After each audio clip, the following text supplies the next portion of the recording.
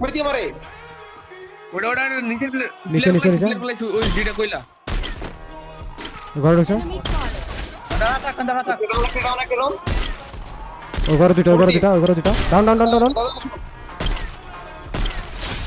শুভ Ekana last one কই তিনটা শেষ হতো। সেই একদম দেখা যাক কি হয় এই জায়গায়। অ্যান্ড টিম গেমিং উইথ সিয়াম আবারও বিডি টপ 1 এর সঙ্গে ফাইটে জড়ালো। ম্যাট্রিক্স কে উদ্দেশ্য করে প্রথম স্নাইপার শট, হেলথ কিন্তু অনেক কমেছে। মানস্টিভ কে নক নিয়েছে টপ 1, হেডশট খুবই পারফেক্ট হেডশট ছিল বাংলাদেশ টপ 1।